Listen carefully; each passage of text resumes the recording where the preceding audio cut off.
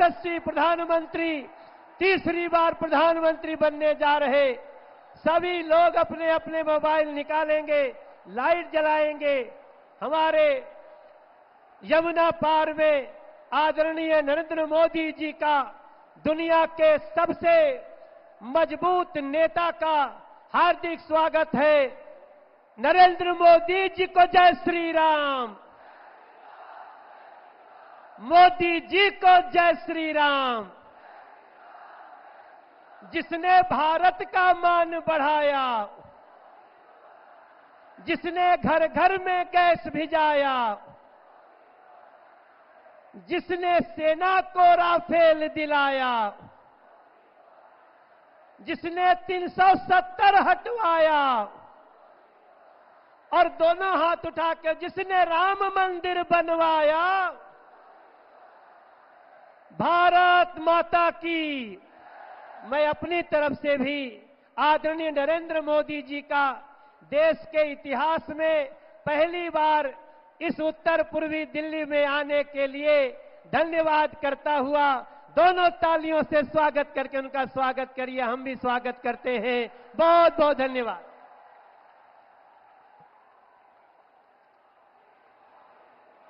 स्वागत है भाई, स्वागत है। मोदी जी का स्वागत है, स्वागत है भाई, स्वागत है। स्वागत है भाई, स्वागत है। मोदी जी को जय श्री राम, जय श्री राम, जय श्री राम। जोरदार तालियों की गड़गड़ाहट के साथ हमारे यशस्वी जनप्रिय जननेता आदरणीय प्रधानमंत्री जी के स्वागत के लिए मैं बुलाना चाहती हूं भाजपा दिल्ली प्रदेश के आदरणीय यशस्वी अध्यक्ष भाई वीरेंद्र सचदेवा जी को।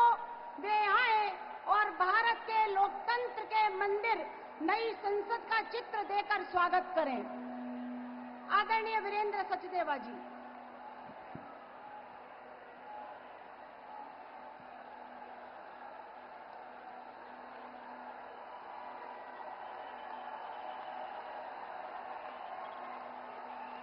मोदी मोदी मोदी।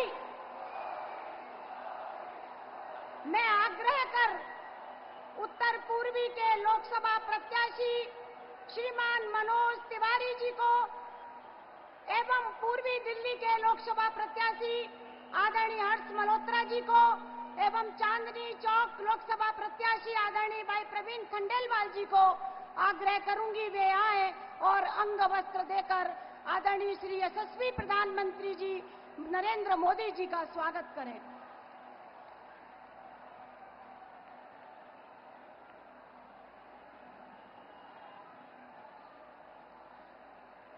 नारी शक्ति की प्रतीक हमारी बहनें श्रीमती रेखा गुप्ता, श्रीमती सारिका जैन, श्रीमती मीरा अग्रवाल जी, श्रीमती पूनम चौहान और श्रीमती ऋचा पांडे मिश्रा जी से मैं आग्रह करूंगी कि हनुमान जी की मूर्ति भेंट कर आदरणीय यशस्वी प्रधानमंत्री श्री नरेंद्र मोदी जी को भेंट करें। कवन सो काज कठिन जग माही, जो नहीं होए तात तुम पाही। पूरे ब्रह्मांड के कण कण को ऊर्जा देने वाले पवन पुत्र हनुमान की, सियापत रामचंद्र की। अब मैं आग्रह करूंगी, श्रीमती यशोदा देवी अपने परिवार के साथ आएंगी, जिन्होंने सीएए कानून के संशोधन के बाद भारतीय नागरिकता प्राप्त की है। वे हृदय से अपने परिवार के साथ आकर मोदी जी को धन्यवाद देना चाहती हैं। मोदी मोदी मोदी। और अब सुश्री दिया भारती जी से मैं आग्रह करूंगी, वे आए और अपने हाथों से बनाई गई चादर हमारे जनप्रिय नेता आदरणीय श्री नरेंद्र मोदी जी को अपने हाथों से भेंट करें।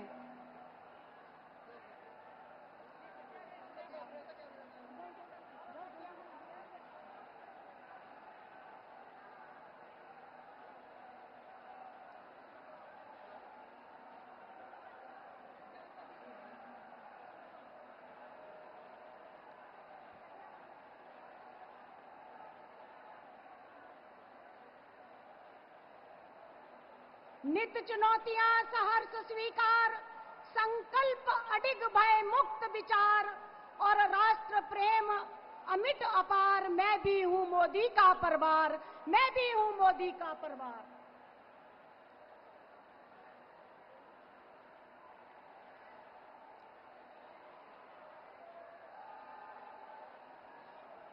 और अब जिनको सुनने के लिए हम सदैव उत्सुक रहते हैं, विश्व के सबसे बड़े लोकतंत्र के जनप्रिय नायक, जिन्होंने अपने 23 वर्षों के राजनीतिक कार्यकाल को बेदाग, निर्भय एवं दृढ़ इच्छा शक्ति से भारत को विश्व की 5वीं अर्थव्यवस्था बनाया।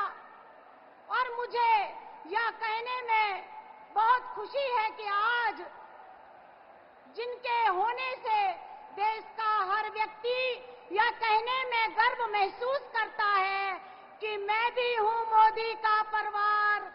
आज के लौह पुरुष मोदी जी को मैं आग्रह करती हूं कि वे आए, आदरणीय देश के यशस्वी प्रधानमंत्री जी, जनप्रिय नेता आए और अपना उद्बोधन दें। मोदी मोदी मोदी।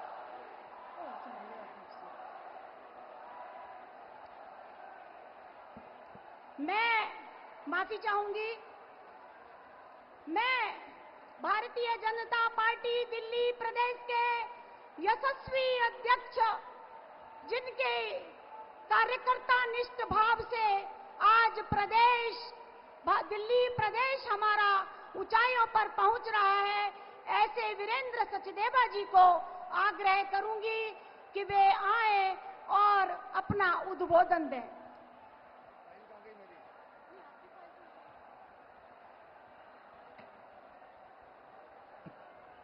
बोले भारत माता की।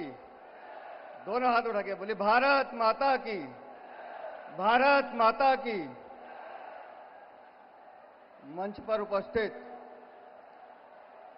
विश्व के सर्वाधिक लोकप्रिय नेता, परम आदरणीय प्रधानमंत्री जी, मंच पर उपस्थित मेरे सभी सम्मानित साथीगण, साथियों, ये हर्ष का विषय है कि आज हम दिल्ली वाले माननीय प्रधानमंत्री जी के सामने रूबरू हो रहे हैं और हम सब आज उनको सुनना भी चाहते हैं। अभी जब मनोज भाई बात कर रहे थे तो बार बार एक ही बात कह रहे थे कि दिल्ली की 7 सीटों पर कमल खिलाना है, मोदी जी को तीसरी बार प्रधानमंत्री बनाना है। और मैं इस बात को इसलिए खुले दिल से स्वीकार करता हूं कि ये दिल्ली की जो जनता है, ये अपना मन बना चुकी है कि हम माननीय मोदी जी को तीसरी बार प्रधानमंत्री भी बनाएंगे और दिल्ली की 7 सीटों पर कमल भी खिलाएंगे। दोस्तों, 2014 का चुनाव हमने देखा था, जब माननीय नरेंद्र मोदी जी प्रधानमंत्री पद के उम्मीदवार थे। उससे पहले के 10 साल हमने लूट के शासन के, भ्रष्टाचार के 10 साल देखे। रोज नए स्कैम इस हिंदुस्तान में होते थे। तो उस समय देश की जनता को लगती थी कि एक आशा की किरण वो माननीय प्रधानमंत्री नरेंद्र मोदी दिखाई देते थे। और इसलिए मैं कहता हूं 2014 का चुनाव आशा का चुनाव था और भारत की जनता ने भरपूर प्यार देकर माननीय मोदी जी को प्रधानमंत्री बनाया। और माननीय प्रधानमंत्री जी ने भी अपने कार्य से उस आशा को विश्वास में बदला और 5 सालों में इतना काम किया कि 2019 आते आते 2019 का चुनाव विश्वास का चुनाव था, प्रधानमंत्री जी के कामों का विश्वास। और 2019 में भी आप सबने भरपूर झोली भर के दी और पूर्ण बहुमत के साथ माननीय प्रधानमंत्री जी दूसरी बार प्रधानमंत्री बने थे। लेकिन 2024 का चुनाव इससे बड़ा चुनाव है। 2024 का चुनाव आशा और विश्वास के साथ साथ भारत की भविष्य की संभावनाओं का चुनाव है। 2024 का चुनाव भारत को विकसित भारत बनाने का चुनाव है। 2024 का चुनाव भारत को विश्व गुरु बनाने का चुनाव है। 2024 का चुनाव भारत को विश्व की तीसरी आर्थिक शक्ति बनाने का चुनाव है। इसलिए मैं कहता हूं कि इस चुनाव में 25 मई को दिल्ली का हर मतदाता अपने घर से निकलेगा, अपने आस पड़ोस को इकट्ठा करेगा, अपने रिश्तेदारों को फोन करेगा, अपने दोस्तों को फोन करेगा और एक ही बात कहेगा कि हम सबको मोदी जी को जिताना है, कमल का बटन दबाना है। मैं जानता हूं कि आज हम सब माननीय प्रधानमंत्री जी का संबोधन सुनेंगे और दिल्ली में जिस तरह से विकास के कार्य माननीय प्रधानमंत्री जी के नेतृत्व में हुए हैं, हम एक्सप्रेसवे देखते हैं, दिल्ली मेरठ एक्सप्रेसवे हो, द्वारका एक्सप्रेसवे जिसका उद्घाटन अभी माननीय प्रधानमंत्री जी ने किया था, दिल्ली देहरादून एक्सप्रेसवे हो, दिल्ली मुंबई एक्सप्रेसवे हो, दिल्ली जयपुर एक्सप्रेसवे हो, ईस्टर्न वेस्टर्न पेरिफेरल एक्सप्रेसवे हो, ऐसे कई विकास के काम। और अभी मनोज भाई बता रहे थे ये एलिवेटेड रोड जो देहरादून जा रही है, ये भी माननीय प्रधानमंत्री जी की देन है। इस दिल्ली में हमने भारत मंडपम देखा, इस दिल्ली में हमने यशोभूमि देखी, इस दिल्ली में हमने बाबा साहब अंबेडकर का तीर्थ स्थल देखा, इस दिल्ली में बाबा साहब अंबेडकर इंटरनेशनल सेंटर देखा, इस दिल्ली में हमने कर्तव्य पथ देखा, इस दिल्ली में हमने प्रधानमंत्री संग्रहालय देखा, इस दिल्ली में हमने वार मेमोरियल हॉल देखा। यह सब माननीय प्रधानमंत्री जी का प्रताप है जो इस दिल्ली में हुआ है। दोस्तों, मैं अंत में अपनी 2 मिनट की बात कहकर बात खत्म करता हूं। आजकल हम सब इंडी गठबंधन सुन रहे हैं, लेकिन दिल्ली में भी एक गठबंधन है और मैं 2 लाइनों में उस गठबंधन की परिभाषा कह के बात समाप्त करता हूं।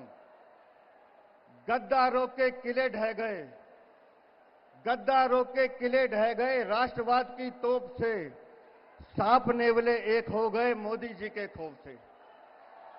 तो बोलिए जय श्री राम, जय जय श्री राम, जय श्री राम। बहुत बहुत धन्यवाद।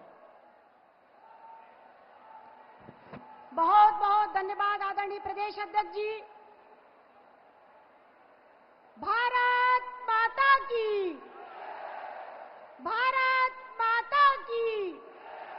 श्री नरेंद्र मोदी, श्री नरेंद्र मोदी, मोदी जी को जय श्री राम। समृद्ध भारत, दृढ़ सरकार, जन जन बोले अब की बार, मोदी मोदी 400 पार। मैं भी हूं मोदी का परिवार, मैं भी हूं मोदी का परिवार।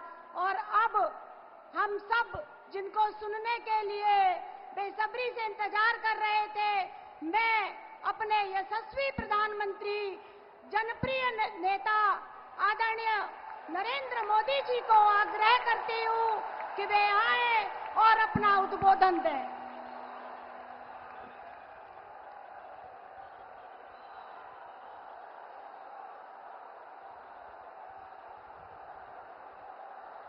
भारत माता की, भारत माता की, भारत माता की। देश की राजधानी दिल्ली के सभी भाई बहनों को मेरा नमस्कार।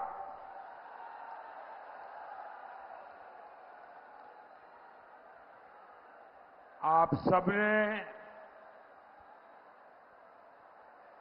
इतनी बड़ी तादाद में, और मैं ऊपर हेलीकॉप्टर से देख रहा था, सामने वाले दोनों मार्ग पूरी तरह भरे पड़े हैं।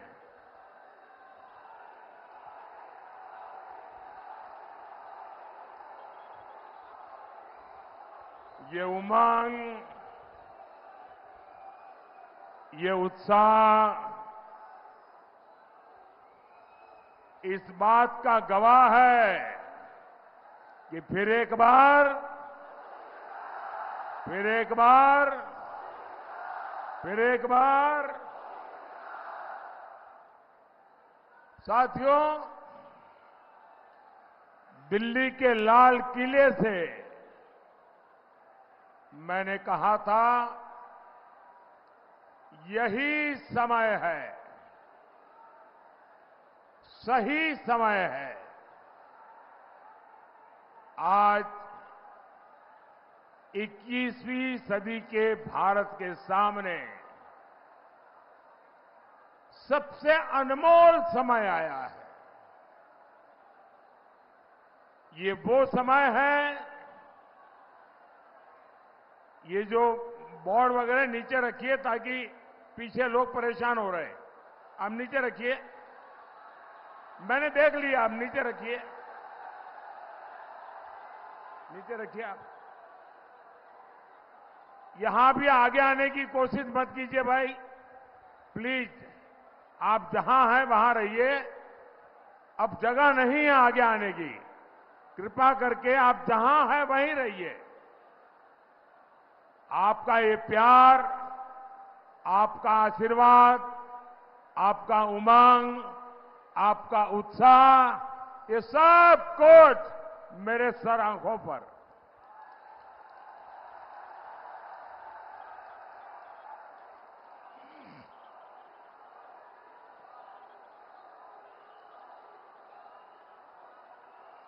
साथियों,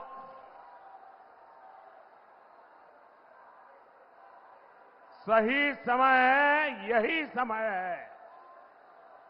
ये वो समय है जब भारत तेज विकास के लिए एक लंबी छलांग लगा रहा। 24 का ये चुनाव भारत को टॉप तीन इकोनॉमी में लाने के लिए है। 24 का ये चुनाव भारत की अर्थव्यवस्था को उन ताकतों से बचाने के लिए भी है जो अपनी आर्थिक नीतियों से भारत को दिवालिया कर देना चाहती है। 24 का ये चुनाव भारत में गरीब के लिए, मध्यम वर्ग के लिए उनका जीवन आसान बनाने के लिए, उसके जीवन में खुशियां लाने के लिए है। और 24 का ये चुनाव गरीब और मध्यम वर्ग को उन ताकतों से बचाने के लिए है जो उनकी संपत्ति छीन लेना चाहते हैं। 24 का ये चुनाव भारत के युवाओं के लिए नए अवसर बनाने के लिए है। चाहे स्पेस सेक्टर हो, सेमीकंडक्टर हो, ग्रीन एनर्जी हो, सोलर रिवॉल्यूशन हो, इलेक्ट्रिक व्हीकल का युग हो, हर क्षेत्र में युवाओं को आगे बढ़ाने के लिए है। और दूसरी ओर 24 का ये चुनाव उस परंपरा को, उस सोच को भी हराने का चुनाव है जिसने बरसों तक भाई भतीजावाद, परिवारवाद के चलते भारत के युवाओं का भविष्य बर्बाद करके रख दिया है। 24 का ये चुनाव मजबूत भारत बनाने के लिए है। और 24 का ये चुनाव उन ताकतों को परास्त करने के लिए है जो भारत को कमजोर करना चाहती है। तो देश की राजनीति को एक मजबूत सरकार चाहिए, देश की राजधानी को दुनिया में प्रतिष्ठा मिले, देश की राजधानी दुनिया के लिए आकर्षण का केंद्र बने। और इसलिए इस देश को चाहिए फिर एक बार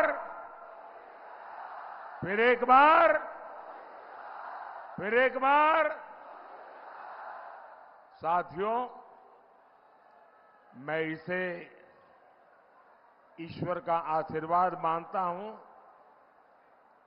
कि परमात्मा ने मुझे देश के विकास को तेज गति देने के लिए आपकी सेवा में भेजा है। 50-60 साल पहले मैं अपना घर छोड़ करके निकला था। तब मुझे भी पता नहीं था कि एक दिन लाल किले पर तिरंगा फहराऊंगा।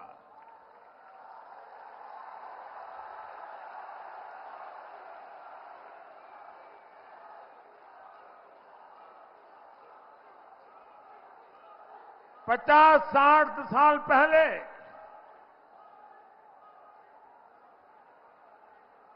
जब घर छोड़ा, सब कुछ छोड़ चुका था, सब कुछ छूट गया था। लेकिन तब मुझे पता नहीं था कि एक दिन 140 करोड़ भारतीय ही मेरा परिवार बन जाएंगे।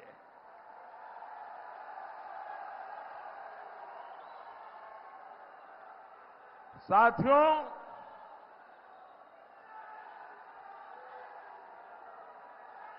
न अपने लिए मैं जिया हूं,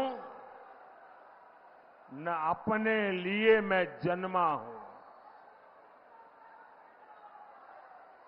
मैं आपके लिए और आपके बच्चों के उज्जवल भविष्य के लिए जी जान से खप रहा हूं।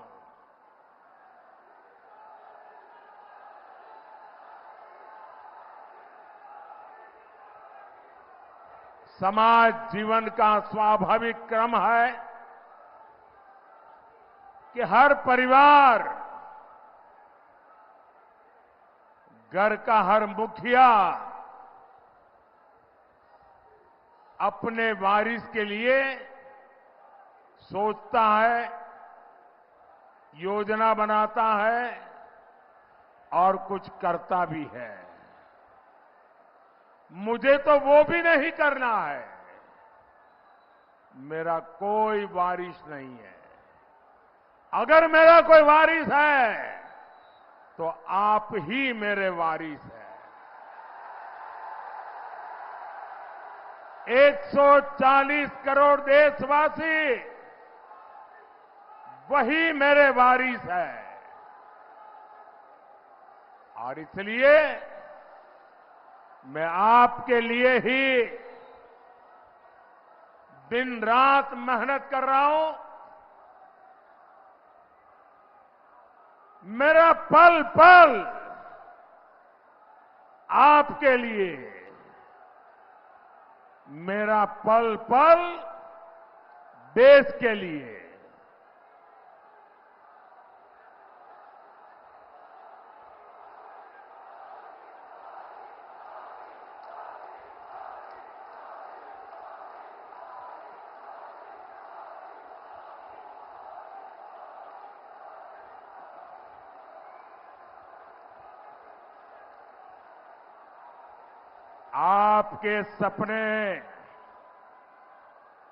आपके सपने ही मेरा संकल्प है।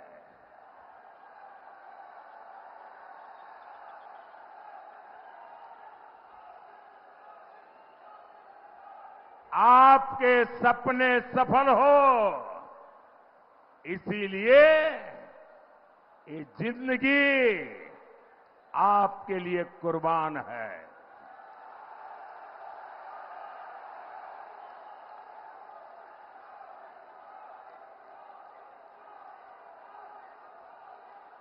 "24 by 7,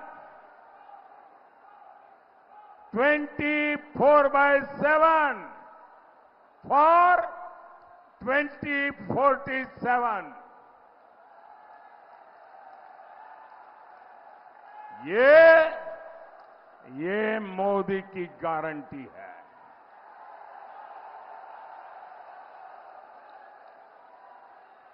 और साथियों, ये पर्दा नीचे करो, पीछे लोगों को दिखता नहीं है भाई। नीचे करिए आप।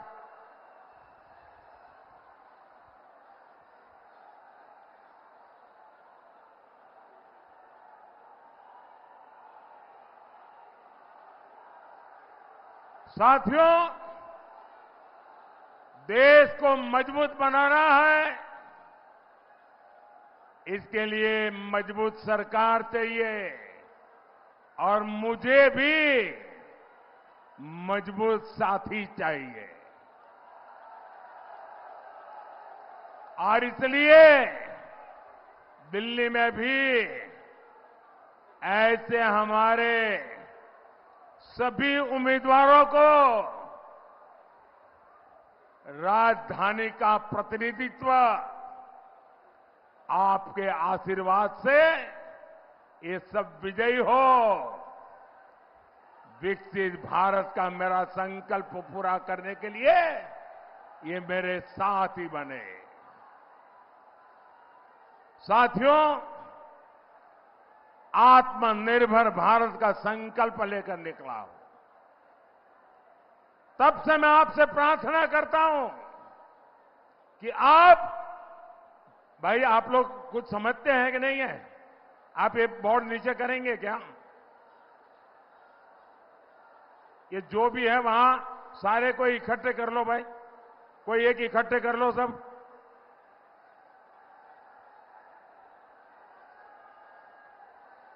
भाई आपका प्यार मेरे सर आंखों पर, लेकिन प्यार इतना मत करो कि पीछे वालों को दिखाई ना दे।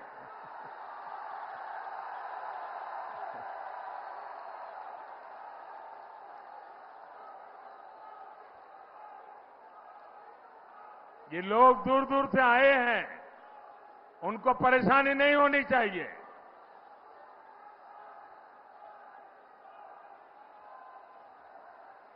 साथियों, आप चाहते हैं देश में फिर एक बार मजबूत सरकार बने?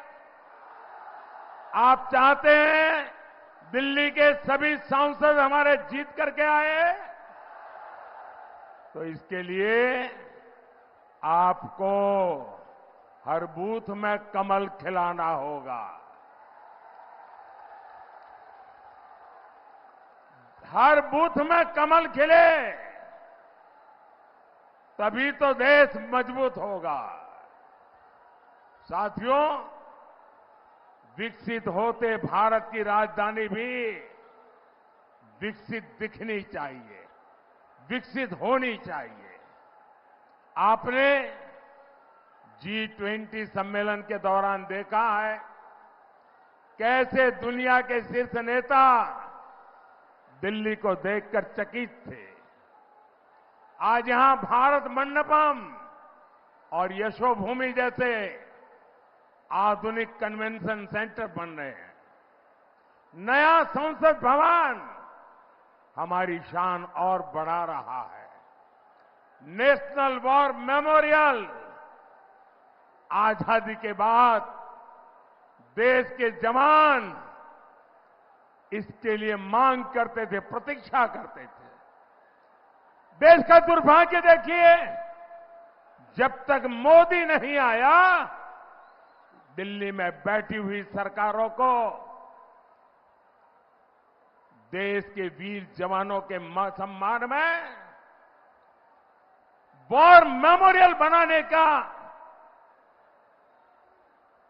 उनको महत्व नहीं समझ आया। देश में लोगों की सुरक्षा करते करते करीब 35,000 पुलिस के जवान शहीद हुए। हमारी रक्षा करते करते शहीद हुए। उन पुलिस मेमोरियल के लिए देश के पुलिस के जवानों को 70 साल इंतजार करना पड़ा। मोदी आया तब जाकर के बना। डॉक्टर बाबा साहब आंबेडकर का मेमोरियल। एक परिवार के लिए सब कुछ हुआ, लेकिन इतने प्रधानमंत्री हो गए, उनको स्मरण करने के लिए उनकी राजनीति, उनका परिवारवाद आड़े आया। ये मोदी है जिसकी रगों में लोकतंत्र जिंदा है, जो जीता है लोकतंत्र के लिए, जो खपता है लोकतंत्र के लिए। और उसने देश में पहली बार सभी प्रधानमंत्रियों का म्यूजियम बनाया।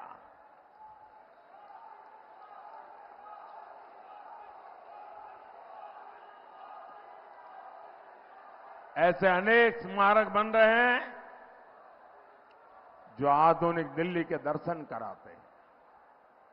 हर शाम जब कर्तव्य पथ पर हजारों परिवार खुशियां के पल बिताते हैं, तब लगता है कि मेरी मेहनत सफल हो रही है। साथियों, मोदी का 10 वर्ष का सेवा काल दिल्ली के इंफ्रास्ट्रक्चर के लिए एक ट्रांसफॉर्मेशन का कालखंड रहा है। मेरा फोकस रहा है ईज ऑफ लिविंग पर, ईज ऑफ ट्रैवल पर। 10 साल पहले दिल्ली में नेशनल हाईवे की लंबाई 80 किलोमीटर थी, 80 किलोमीटर थी। अब ये 160 किलोमीटर से ज्यादा हो गई है, 160 किलोमीटर से ज्यादा हो गई है। इन 10 सालों में 4 लेन के हाईवे, इसकी लंबाई 2 गुनी हो गई है। हजारों बड़े वाहनों को अब दिल्ली में आने की जरूरत नहीं पड़ती। दिल्ली एनसीआर से होकर शानदार एक्सप्रेस वे चारों तरफ बन रहे हैं। 2014 में दिल्ली मेट्रो का जितना बड़ा नेटवर्क था, आज उससे 2 गुना बड़ा मेट्रो नेटवर्क दिल्ली के पास है। आज दिल्ली मेट्रो में हर रोज 65 लाख लोग सफर करते हैं। ये यात्रीगण अब ध्यान दे रहे हैं कि अब मेट्रो का गेट सिर्फ विकास की तरफ खुलता है। और अब तो नमो भारत ट्रेन भी दिल्ली एनसीआर की नई पहचान बन चुकी है। मैं दिल्ली के लोगों को एक और बात कहूंगा। आज दिल्ली में जितनी भी इलेक्ट्रिक बसें चल रही हैं, पर्यावरण से मुक्ति के जो समस्याएं हैं पर्यावरण की, उससे मुक्ति के लिए भारत सरकार ने एक अहम कदम उठाया। देश के बड़े बड़े शहरों को भारत सरकार इलेक्ट्रिक बसेस दे रही है। आपने देखा होगा दिल्ली को भी भारत सरकार ने ऐसी सैकड़ों बसें दी हैं, ताकि दिल्ली के लोगों की सुविधा भी बढ़े और पर्यावरण की भी रक्षा हो। साथियों, हम सब जानते हैं, दुनिया में कोई भी जगह हो, इंफ्रास्ट्रक्चर का विकास इन्वेस्टमेंट लेकर आता है। आज छोटे से छोटे दुकानदारों से लेकर बड़े बड़े बिजनेस तक सभी फायदे में है, क्योंकि भारत सरकार दिल्ली का चौतरफा विकास कर रही है। साथियों, मोदी दिल्ली के हर गरीब, हर मिडिल क्लास परिवार का जीवन आसान बनाने के लिए प्रतिबद्ध है। पूरी दिल्ली में पाइप से सस्ती गैस पहुंचाने का काम तेजी से चल रहा है। इससे हमारी बहनों को बहुत सुविधा हो रही है। मुफ्त अनाज की योजना भी लाखों लोगों के बहुत काम आ रही है। सबके घर का सपना पूरा करना भी मोदी की गारंटी है। आप देखिए, एक तरफ अनऑथराइज्ड कॉलोनीज को रेगुलर करने का काम चल रहा है, वहीं दूसरी तरफ झुग्गियों की जगह पक्के घर बनाने का अभियान भी जारी है। मिडिल क्लास के जो साथी अपना घर बनाना चाहते हैं, उनको भी भाजपा सरकार बड़ी आर्थिक मदद देने जा रही है। साथियों, गरीब और मध्यम वर्ग की बचत को बढ़ाने के लिए मोदी ने एक और योजना शुरू की है। ये योजना है पीएम सूर्यघर मुफ्त बिजली योजना। ये योजना दिल्ली के लोगों के लिए ट्रिपल बेनिफिट वाली है, 3 फायदा कराएगी। इस योजना में आपका 300 यूनिट तक का बिजली बिल 0 हो जाएगा।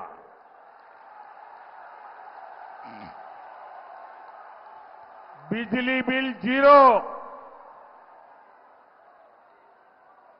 और इसके लिए भारत सरकार 75,000 रुपीज, 75,000 रुपये तक की मदद देगी। और ये ऑनलाइन रजिस्ट्रेशन चालू हो चुका है। इस 75,000 रुपये से अपने घरों पर सोलर पैनल लगाएं, घर में जो इस्तेमाल करने की बिजली की जरूरत है उपयोग कीजिए, और जो अतिरिक्त बिजली होगी वो सरकार खरीदेगी, उससे आपको कमाई होगी। तीसरा लाभ, अब जमाना इलेक्ट्रिक व्हीकल का है। अब पेट्रोल डीजल का जमाना चला गया। अब इलेक्ट्रिक व्हीकल आपके घर में खुद की बिजली, खुद का सोलर प्लांट, आपके व्हीकल का चार्जिंग भी आपके घर में। मतलब दिन भर आप स्कूटर लेकर के, स्कूटी लेकर के, मोटरसाइकिल लेकर के, कार लेकर के अगर इलेक्ट्रिक व्हीकल है तो उसका बिल भी 0 हो जाएगा। भाई और बहनों, राजधानी दिल्ली में हो रहे इन विकास कार्यों के बीच इंडी गठबंधन दिल्ली को तबाह करने में जुटा है। ये लोग राजनीति का लगातार पतन करने के जिम्मेदार हैं। ये लोग करोड़ों देशवासियों का भरोसा तोड़ने के लिए जिम्मेदार है। ये लोग दिल्ली को लूटने का कोई मौका नहीं छोड़ रहे। ये लोग भ्रष्टाचार मिटाने के नाम पर आए थे और हजारों करोड़ के घोटाले में जेल के चक्कर लगा रहे हैं।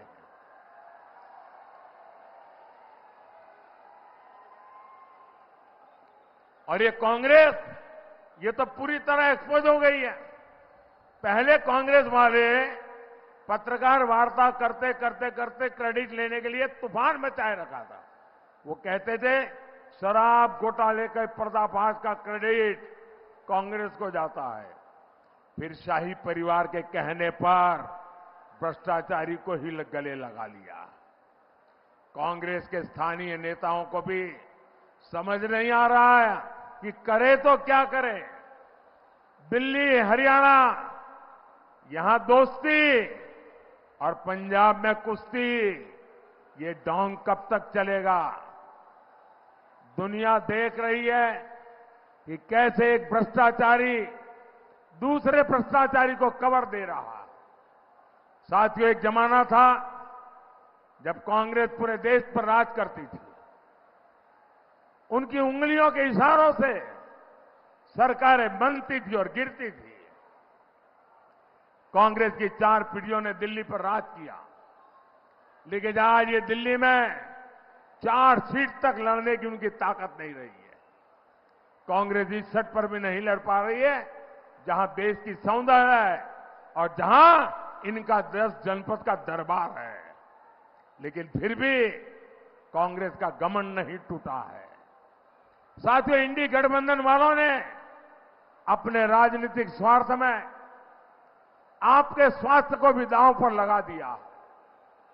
यहां केंद्र सरकार के अस्पतालों में 5 लाख रुपए तक मुफ्त इलाज हो रहा है, लेकिन इंडी वालों ने यहां आयुष्मान भारत योजना पर रोक लगा रखी है। मोदी ने अब तय किया है हर परिवार के 70 वर्ष के ऊपर के बुजुर्गों को भी मुफ्त इलाज की सुविधा मिलेगी। और इससे परिवार के खर्च में बहुत बड़ी राहत होगी, बहुत बड़ी बचत होगी। लेकिन इसका फायदा दिल्ली सरकार के अस्पतालों में आपको नहीं मिल पाएगा। ये लोग दिल्ली के एक भी बुजुर्ग को भारत सरकार की योजना का लाभ नहीं लेने देते। मेरा आपसे अनुरोध है, 70 साल के ऊपर के सब लोगों को मिलिए, उनको बताइए कि मोदी ये देना चाहते हैं, लेकिन ये दिल्ली की सरकार रुकावट बनी है और एक भी बुजुर्ग का वोट ये इंडी गठबंधन वालों को जाना नहीं चाहिए। भाई और बहनों, जब 24 घंटे दिमाग में सिर्फ वोट बैंक चलता हो, तब ना इस तरह की योजनाएं संभव होती है और न ही विकास का कोई अता पता होता है। इंडी गठबंधन का यही हाल है। ये तस्वीकरण के लिए सारी हदें पार कर चुके हैं। इनका मैनिफेस्टो देखिए, ऐसा लगता है जैसे मुस्लिम लीग के दबाव में तैयार किया है। ये लोग खतरनाक खेल खेलने जा रहे हैं। मैनिफेस्टो में लिखा है, अब सरकारी टेंडरों को धर्म के आधार पर देना चाहते हैं। ये स्पोर्ट्स टीमों में भी धर्म के आधार पर सिलेक्शन करना चाहते हैं। ये देश के बजट को धर्म के आधार पर देना चाहते हैं।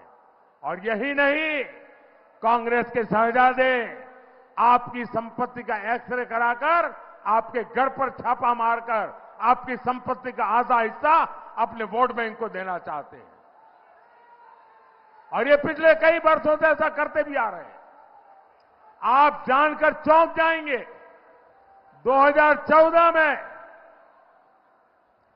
चुनाव की घोषणा होने के समय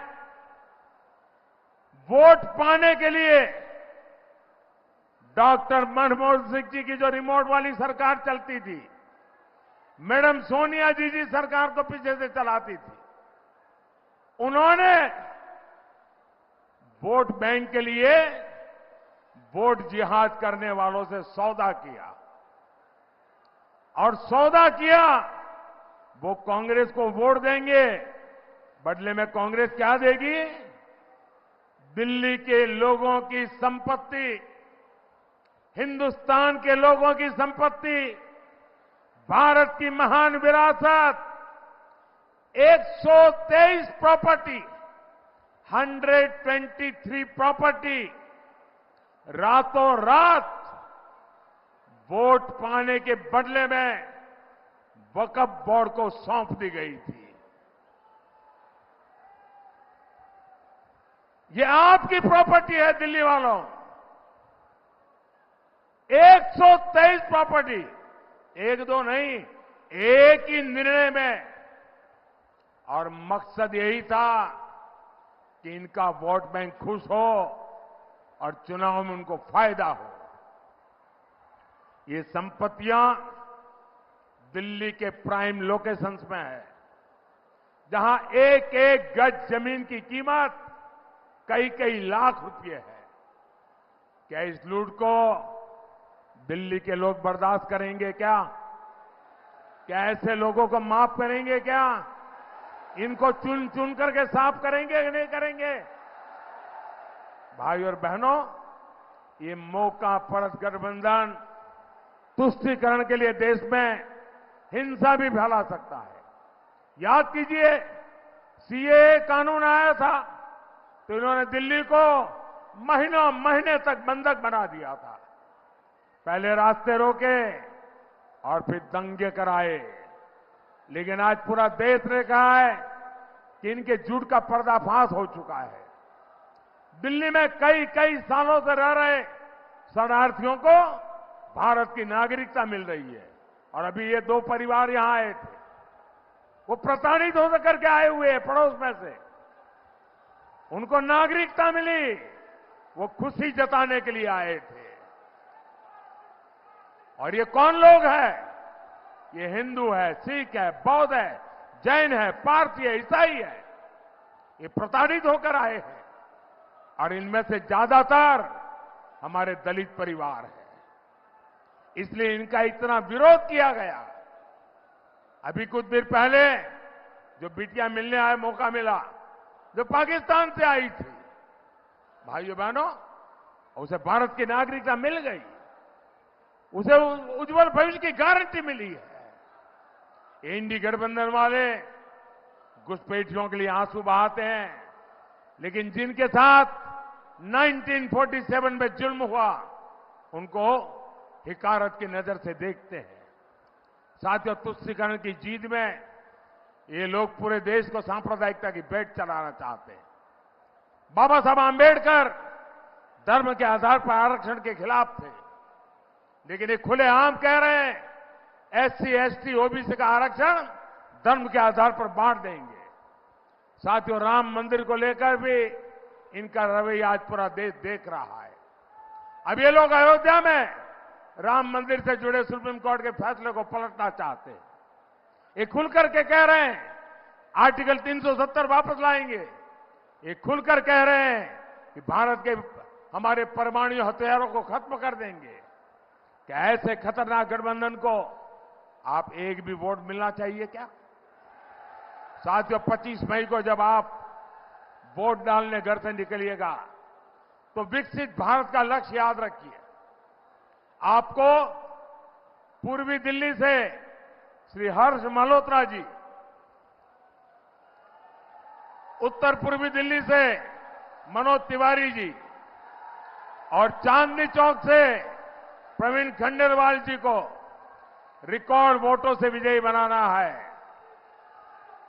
और मेरा आप सबसे आग्रह है, पहले मतदान फिर जलपान, पहले मतदान फिर जलपान।